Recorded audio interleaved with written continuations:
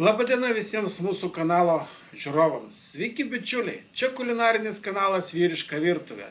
Šiandien mūsų kanale razovi blynai, Lietuvos kulinarinis paveldas. Pirmą kartą šių blynų man teko paragauti prieš 16 metų, kai Anykščių turizmo centro siela, mūsų mylima Valerija, surinko visus kaimo turizmo sodybų savininkus ir suorganizavo kelionę į Šlininkos malūną.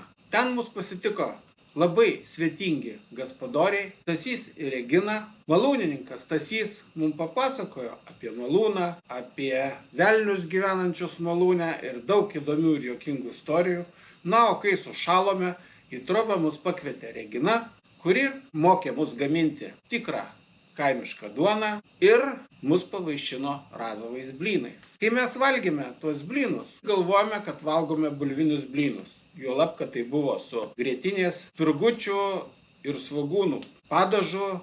Ir labai nustebome sužinoję, kad tai yra blynai iš kvietinių rupių miltų, arba kitaip sakant, viso grūdo miltų. Taigi, šiandien pabandysime atkartoti receptą. O ar tas receptas toks kaip Šlininkos malūne? Spręskite jūs. Bet prieš pristatant šį receptą noriu parodyti keletą foto iš viešnagės Šlininkos malūne.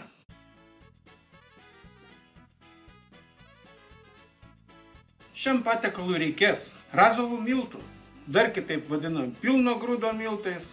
Juose yra daug selenų. Jie yra vieno malimo, dėl to ir vadinami razovi miltai. Juose yra daug mineralų ir visokių kitokių naudingų medžiagų. Jie yra šiek tiek tamsesni. Tie, kas kepa duoną, tikrą kaimišką, jie perka miltus malūnuose. Malūnuose tokių viso grūdo miltų tikrai galite nusipirkti. Vieną iš tokių malūnų galiu paminėti Pranciškaus malūną, kas gyvena Kaune, jį labai gerai žino. Ir mūsų svajonių dvaro duona yra kepama būtent iš Pranciškaus malūno miltų. Taigi, razovi miltai, kiaušinis, gali būt, gali nebūt, aš nusprendžiau dėti alus. Alų galima, aišku, pakeisti kefyru, rūgpieniu, pasukomis. Bet aš galvoju, kad Šlininkos malūnas naudodavo alų. Alus reikalingas gyvas, tam, kad sunkią tešlą jisai pakeltų, bet to gyvo alaus aš negavau, tai dėl to dar dėsiu truputėlį sodos, druskos ir truputėlį lydyto sviesto. Kepsime ant kiaulės taukų, iš kiaulienos šoninės ir svogūnų padarysime padažiuką. Pradžioje užmaišykime blynams tešlą. Tikslę recepto sudėtį rasite video aprašyme. Dedame truputį daugiau nei pusę šaukštelio druskos. Kas norite, galite įdėti ir cukraus. Senoviniuose receptuose cukraus vargu ar dėdavo. Dedame šaukštelį arbatinį sodos. Ir iš lėto maišydami pilame alų. Kas galvojate, kad po tokių blynų negalima sėsti už vairo, tai labai klystate. Nes prie 45 laipsnių temperatūros alkoholis išgaruoja, lieka tik tai alaus poskonis.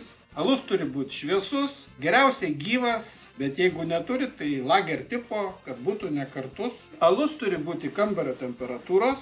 Įmušame kiaušinį, išmaišome, įpilame vieną valgomą šaukštą lydyto sviesto. Viską gerai išmaišome. Tešla turi gautis tvirta, bet turi kristi nuo šaukšto. Va tokia. Užmaišėme tešlą, ją uždengiame ir paliekame 20-30 minučių.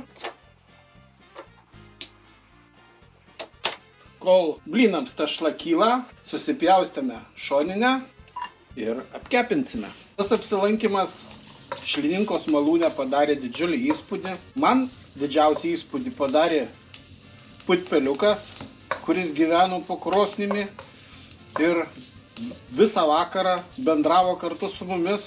Grįžęs namo, žmonai pasakiau, reikia ir putpelioko po krosnim. Tai jinai man pasakė, klausyk, 3 katinai vienas šuo ir pulkas vištų, dar tau putpelių reikia. Taip ir atsisakiau minties įtaisyti po krostim putpelioką. Didžiausi nuopelnai šitos kelionės priklauso Valerijai, kuri kažkaip sugebėdavo suburti, suvienyti visus turizmo paslaugų teikėjus, kvietė mus į visokius sąskrydžius, vežė mus į kaiminius rajonus, pasižiūrėti, kaip dirba kiti rajonai.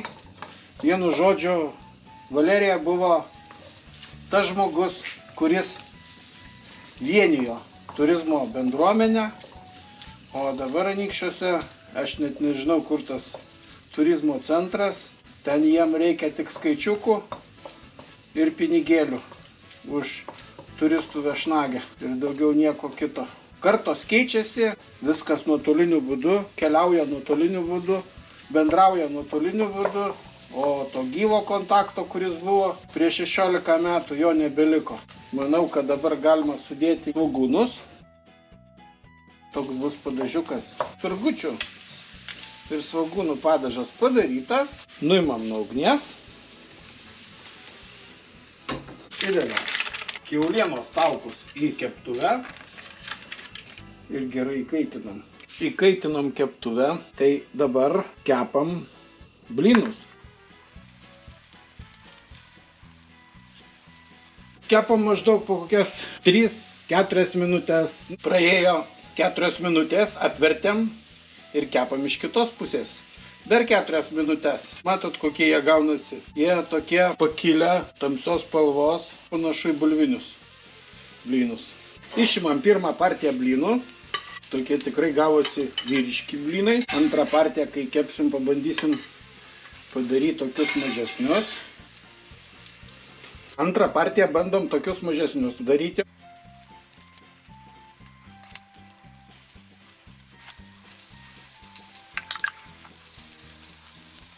Praėjo kelios minutės, verčiam blynus. Šita keptuvė špižinė, uzbekiška.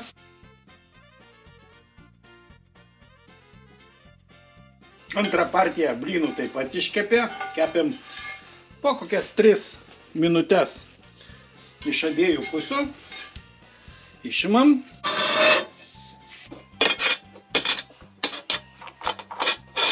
Ir duodam pašilti mūsų padažiukui dar.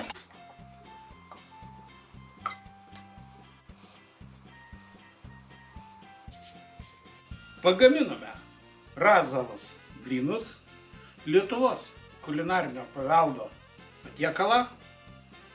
Dar juos vadina smetoniškais blynais, o paragauti jau galit Šlininkos malūne.